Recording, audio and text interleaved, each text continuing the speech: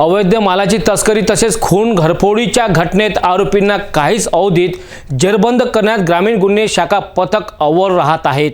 आता पुन्हा चिखलदरा येथे गांजाची तस्करी करण्यास आलेल्या इस्माला 2 किलो 808 ग्रॅम वजनाचा गांजासह त्याला ताब्यात घेण्यात पोलीस पथकाला मोठे यश आले आहे।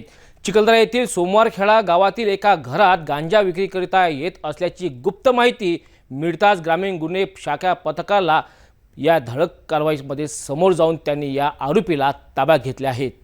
गोवंश तस्करी, खून प्रकरण, घरफोडीसह मोठे गुन्हे उघडकीस आणण्यात अमरावती ग्रामीण गुन्हे शाखा पथक अलर्ट राहत असल्याची माहिती केलेल्या अनेक धडक कारवाईनंतर स्पष्ट होत आहे।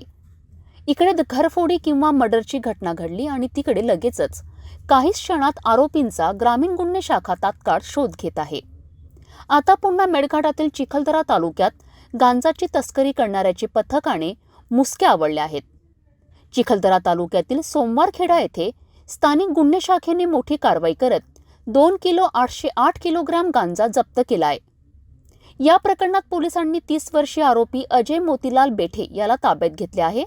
स्थानिक गुन्हे शाखेला सोमवारखेडा येथील एका घरात गांजा विक्रीकरिता आणण्याची गुप्त माहिती मिळाली असता गुन्हे शाखेच्या पोलीस अधिकाऱ्यांनी त्या घराची झडाझडती दरम्यान त्यांना गांजाची मोठी खेप मिळाली।